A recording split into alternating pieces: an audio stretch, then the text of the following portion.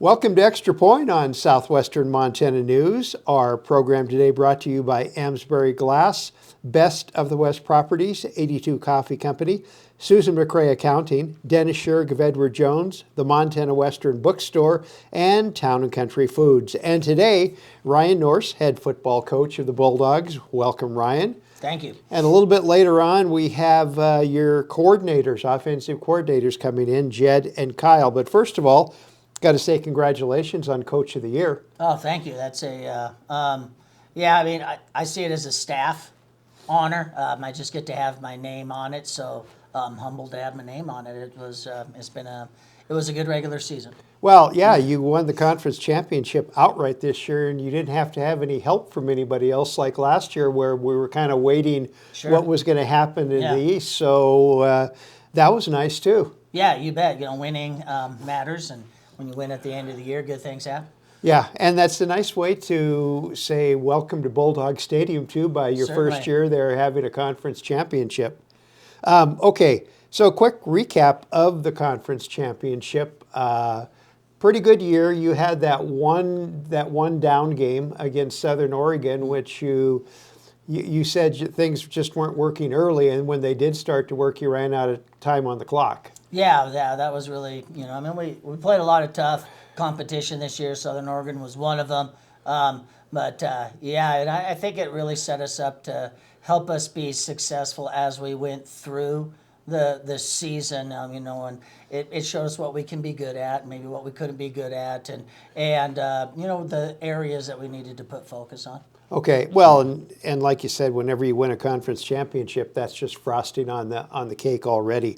Okay, so you got to sit out the first week of the NAIA NAIA playoffs. First round bye, is that a good thing or a bad thing? Last year you got to sit one out too. Yeah. Lots of coaches would rather, I just want to play, but what's your philosophy on that? I either way is good. It's really, I think, an approach, and it's just a mindset that if you can get your team to take the mindset to improve and to win the bye, what it takes to win that week, and then it's certainly a positive. It gives you a little mental and physical rest, but if you can control the workload and be very specific in your goals and the details that you want to work on, I think you can come out and make it a real positive. You and your staff kind of had a hankering that if Dickinson won, they would be the team that was coming here. Yeah, it's just geography, pretty simple geography. So they can bus here, and geographically it matches up. So and just in terms of rankings, et cetera, it was a pretty natural fit. Well, and you played him a couple years ago in a non-conference game, and I know you have great respect for Pete, the coach at Dickinson. I mean, he's a Montana guy, so that's a plus in his right there. He's Baker, Montana, I believe. Yeah. And you look at his roster, and he knows the power of Montana high school football because it's filled with Montana kids. Yeah, they've always done a great job over, especially in the eastern part of the state. Dickinson is much closer to places like Baker, Miles City, Sidney, even when you get into the Havers and the Maltas and that, than it is for those players to go to Dillon or to go to Butte. But they do a great job. I've got two of my former players are coaching for them over there, and Russ McCarville's old Flathead High School coach. Russ is outstanding football coach. So it's not a football team that we're looking past by any stretch. Well, it seems like just looking at their stats, they run the ball very well and they pass the ball I think as far as scoring touchdowns go, I think it's like 20-plus run touchdowns, 20-plus passing touchdowns. That kind of makes it interesting when you're doing your defensive scouting report. Yeah, they're a heavy run-based football team, and they're going to look to run first. They're tough and physical, how they operate, how they do things. A lot of the pass game comes off of tight formations and shift in motion that they use also in their run game. So a very challenging week for us. It's been on defense, but the guys will get prepared and get ready to go. It'll kind of come down to, I think, their offensive line and tight end grouping versus our linebackers and D-line grouping and who can wear the other one down. Okay. Well, this season, and I believe it was this season, maybe it was last season, but you turned over your offensive coordinator duties to not one, but two coaches. And that's something that is more common in football than not. Yeah, that was this year, and it works into their strengths where Kyle's more of a passing, has more expertise in the pass game, and Jed more expertise in the run game and working with the tight ends, running backs, and offensive line. So and they work very well together. So it was a very natural fit. Okay, and weather forecast, or I have Sunday on my notes. The game will be over on Sunday. Well, on Saturday, sunny but cool and crisp. I mean, I guess if in the dictionary you'd say perfect football weather, this would be the weather forecast for Saturday. Yeah, it sounds like it's going to be great. Okay, kickoff at noon. I want to remind you, a lot of people thought it might be at 1 o'clock, but it's at noon at Bulldog Stadium. You bet. So, and Ryan, I'm going to thank you. We're going to turn things over to your coordinators after we take a break on Extra Point on Southwestern Montana News. Thanksgiving is just right around the corner. That means snow and snowy slick roads on your way to Grandma's house. If your ride is not ready for winter conditions, stop into Dream Motors today and find your dream pre-owned vehicle today. Most vehicles now come with a 3-month, 5,000-mile limited warranty.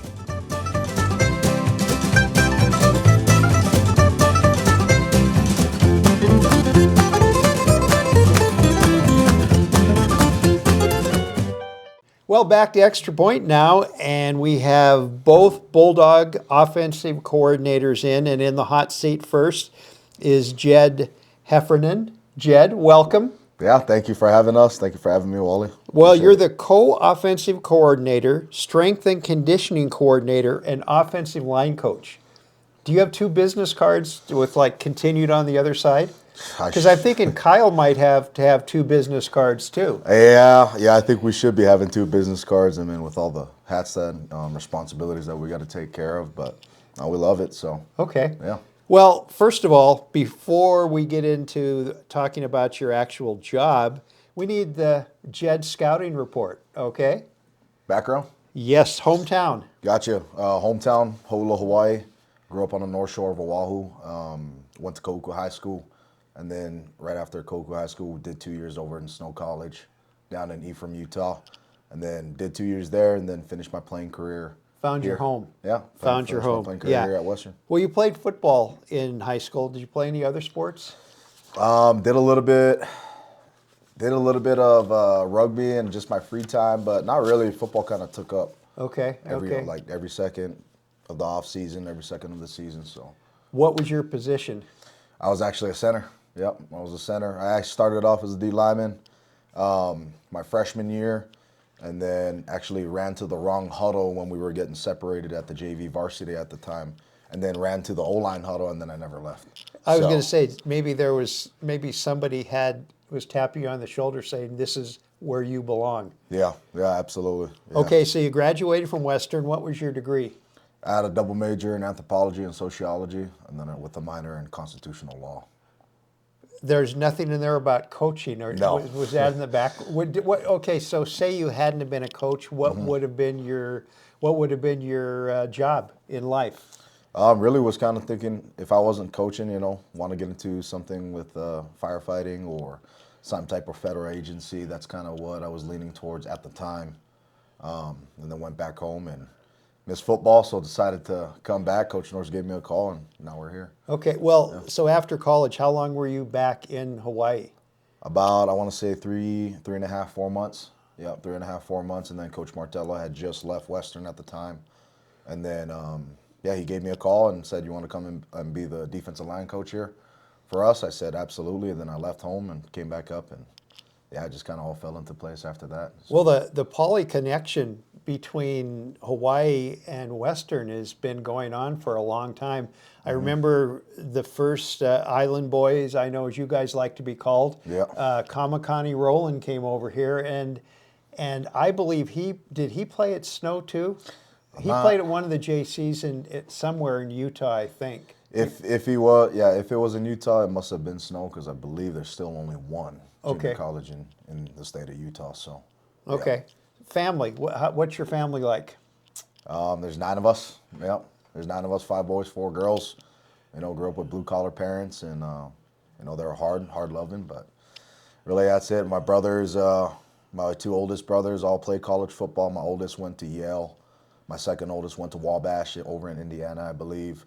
And then my other brother is a hotel manager, and then my other brother's in the military. So, you know, very athletic family and very competitive, I guess you can say.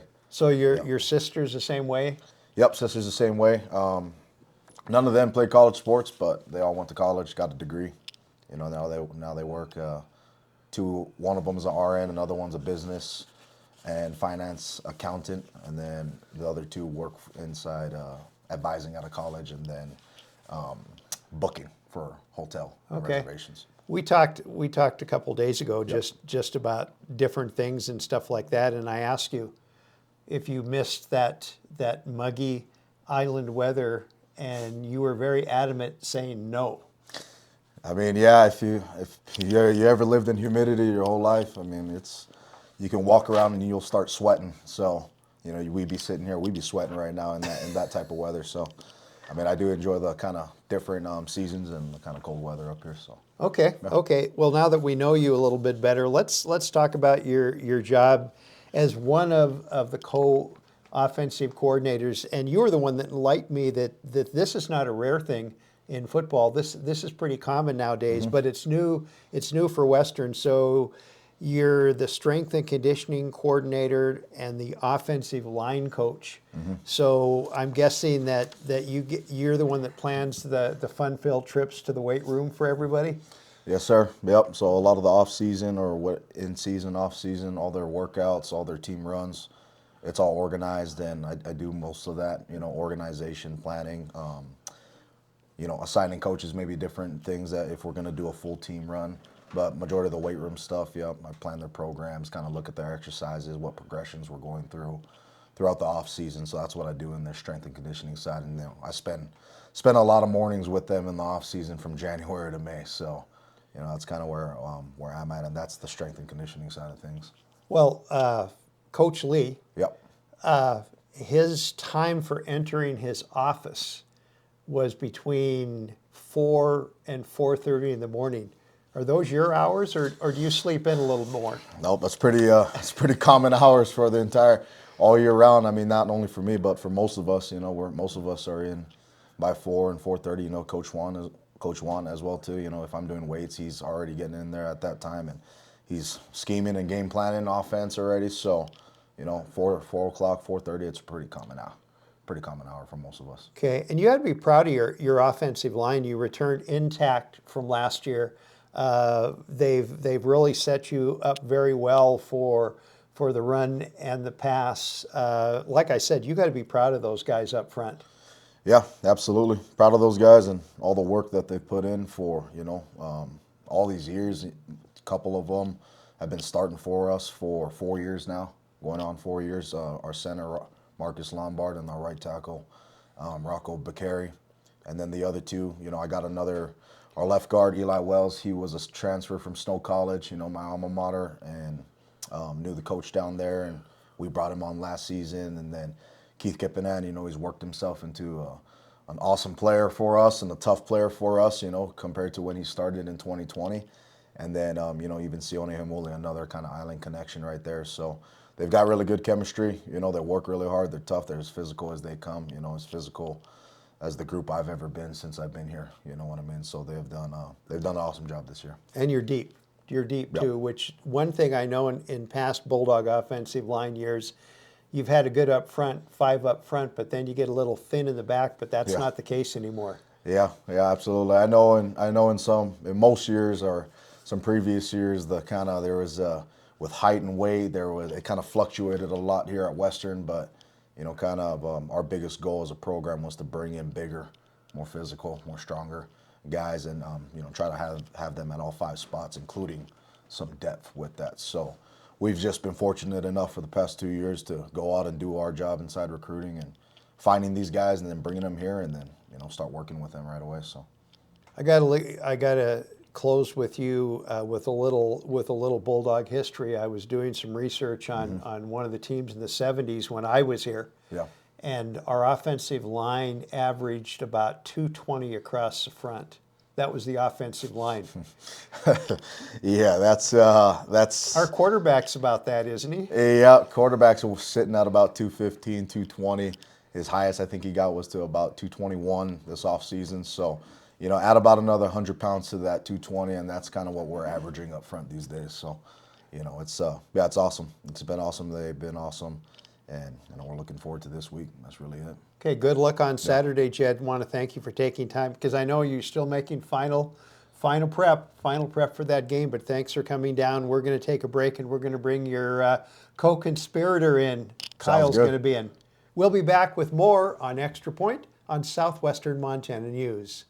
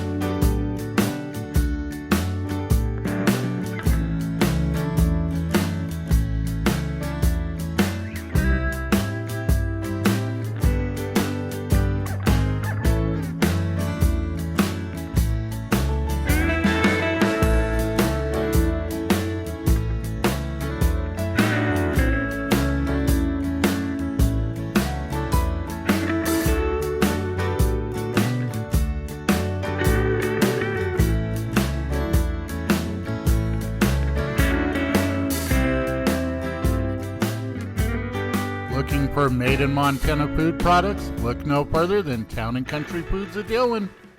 Welcome back to Extra Point on Southwestern Montana News. And on the hot seat now, Kyle Wantland, Bulldogs offensive coordinator, other offensive coordinator, quarterbacks coach, and equipment coordinator. So you've got that really long business card too. Yeah. We'll talk about that in a second, but first we need to get your scouting report. So hometown. I am from Fisher, Illinois, a little small town in the middle of nowhere in Illinois, yeah. So close to Chicago? It's by the University of Illinois in Champaign, Illinois. Yeah, it's kind of like East Central Illinois.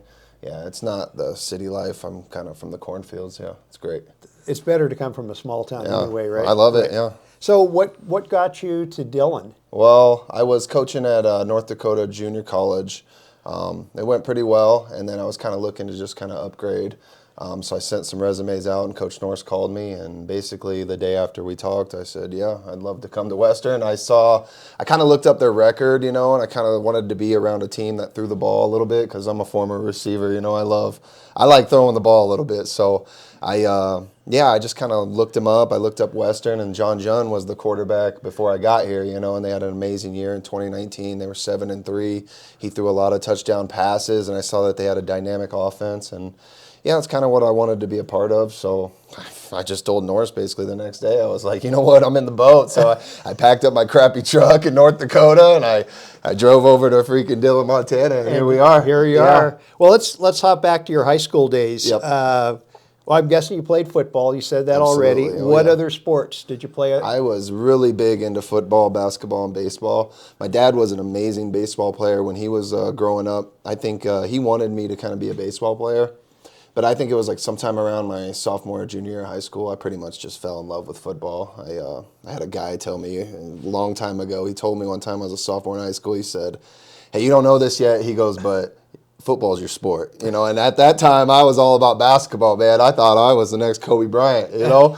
And yeah, I don't know. That kind of like clicked something inside of me, and I really started thinking about it. I was like, you know what? I do love football. I freaking love football. So ever since pretty much that moment, I knew that football was kind of my path, and I focused more on that. But in a small town, you know how it is. You know, you play everything, and that's kind of the way I was. I was a year-round sports guy. I was addicted to sports my whole life. I was addicted to basketball. I was addicted to baseball in the summers, and I was addicted to football camps, football practices. I've always loved watching football. Ever since I was a little kid, me and my dad used to tape the Super Bowls back in the day, and I'd always rewatch the Super Bowls. I used to watch Cowboys-Steelers Super Bowl back in the day with Emmitt Smith. I used to watch, you know, John Elway and the Denver Broncos play the Green Bay Packers and then the Atlanta Falcons the next year, and I watched those Super Bowls religiously as a kid. And yeah, I pretty much started to realize about my sophomore year of high school that I just love football, man. I love everything about it. I love the team aspect. I love the physicality. I love putting that helmet on. I love the brotherhood and then kind of the trust aspect that goes into all of it. So that was when I realized, you know, football is the sport, man. But yeah, I've always played sports. I even played soccer my freshman year and sophomore year along with football. So I played 2 sports in the fall. I would go to football practice and be exhausted, and then I'd go right from football practice to the soccer Did your parents ever see you during your high school years? Yeah, they would. They spent a lot of time trying to get me to settle down and be, you know, a little bit better student and things like that. So they did a great job, and I appreciate it. But yeah, I was gone a lot. I was always traveling a lot. Always had games, but they were very supportive parents. They always came to my games. They were at every freaking one for 4 years of high school, and yeah. So, but no, I mean, I wasn't home a whole lot because when I wasn't, you know, at a game, I was playing sports. I was that kind of guy. I was outside either playing basketball. My dad built me a rope ball when I was a little kid. It's a baseball on a metal pole, and you just swing it around the rope and sit there and hit batting practice. I would do that for hours. We had a basketball court in my driveway. I would play basketball for hours. And then me and my buddies, I had 2 good friends as neighbors, and we played 2-on-2 football every day. Full tackle, live football. And yeah, man, I was just that kind of guy. I didn't want to be home. I always wanted to be doing something active. So okay, so where'd you play college ball? I played at Monmouth College in Monmouth, Illinois. Yeah, great experience. My quarterback ended up in the NFL. His name is Alex Tanney, and we had an amazing run when I was there. We won a lot of games, and I was very fortunate to play for Steve Bell, who is head coach at Augustana College in the Tri-City or the Quad Cities in Iowa right now, and yeah, he was an amazing guy because I came from Fish, Illinois, and we ran the wing tee. I mean, we were 2 tight ends running the ball, you know, and then I went to college and I met Steve Bell, and he put me in the spread offense, and that was when I really started to learn about the passing game and just how fun it is, you know. And yeah, man, it was a great run. I was there for 4 years. I was in and out in 4 and had a great run. Well, I don't know if you've probably met Bob Beers around here and there. Yeah. Coach Beers told me a long time ago that a running play to him was a short pass. Yeah, I've heard that before too in some air raid systems, yeah.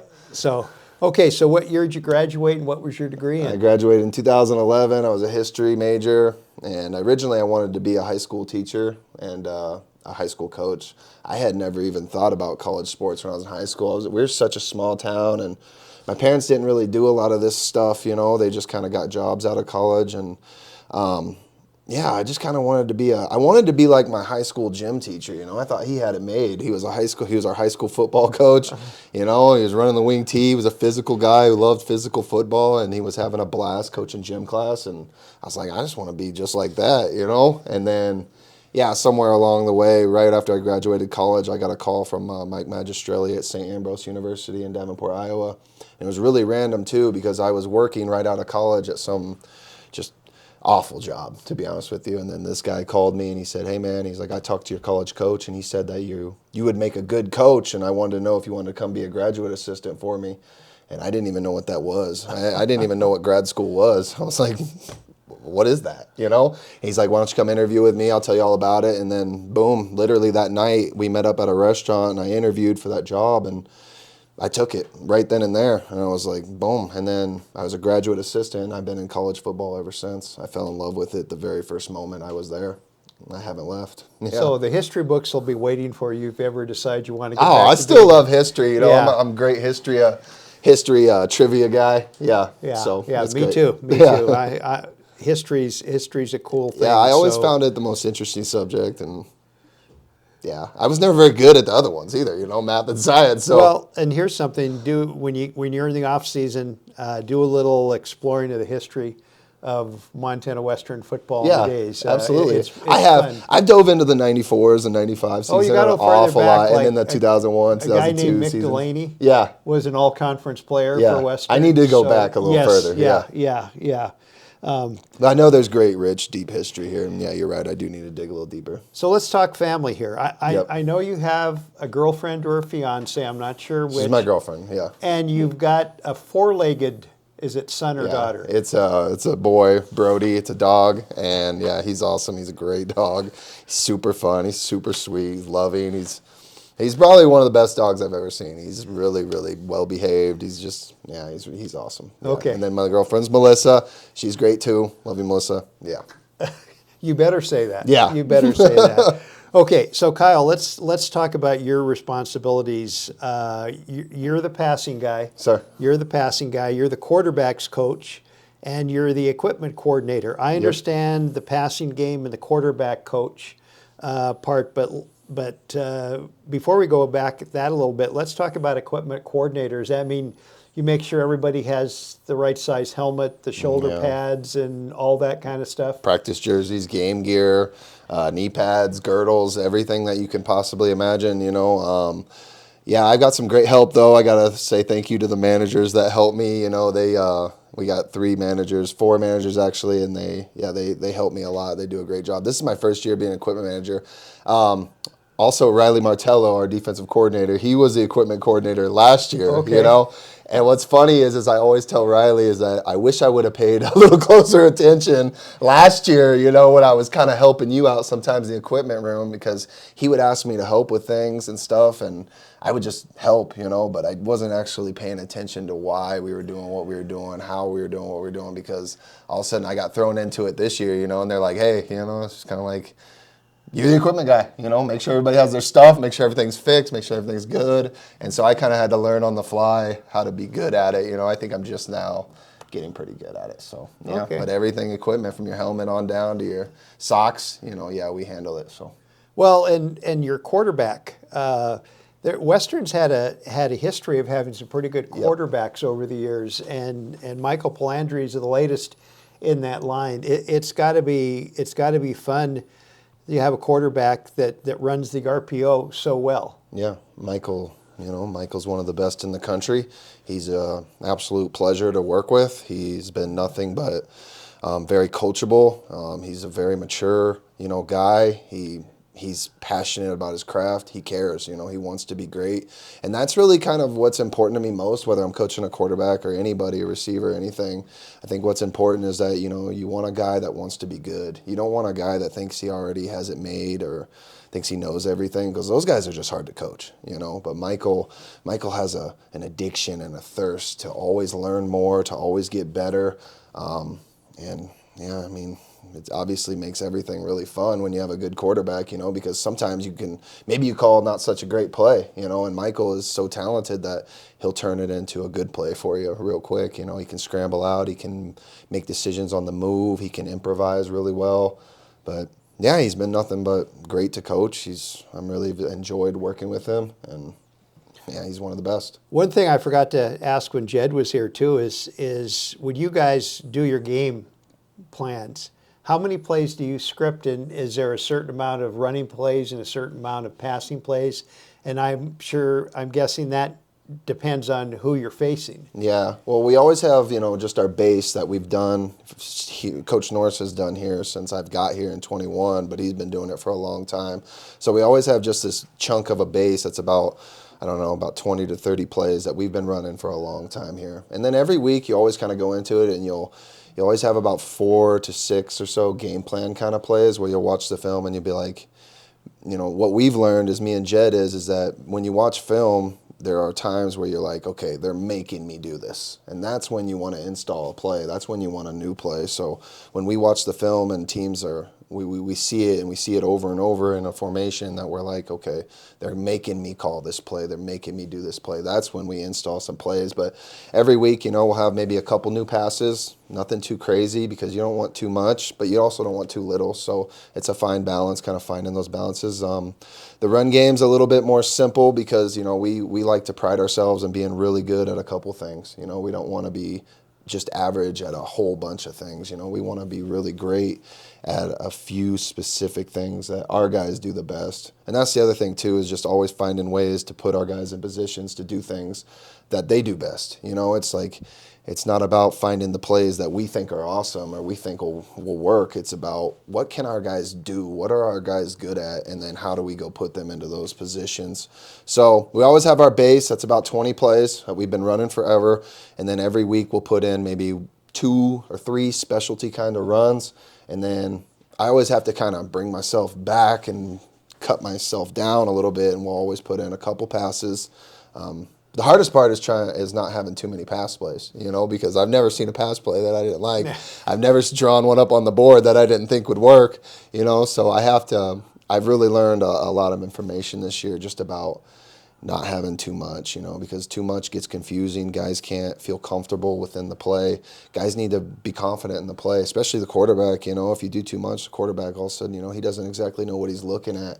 And that's when it gets, it's a problem. So always a couple passes every week, new, and then there's always a couple specialty runs that we'll do, and then the rest is just situational stuff, third and short stuff, goal line, red zone kind of things. And well, all I can say is you and Jed are a good team, because the offensive numbers the Bulldogs have put up this year shows that it works. Yes, sir. Well, we got to give credit where credit's due. We've learned this offense from Ryan Nourse, obviously the head coach.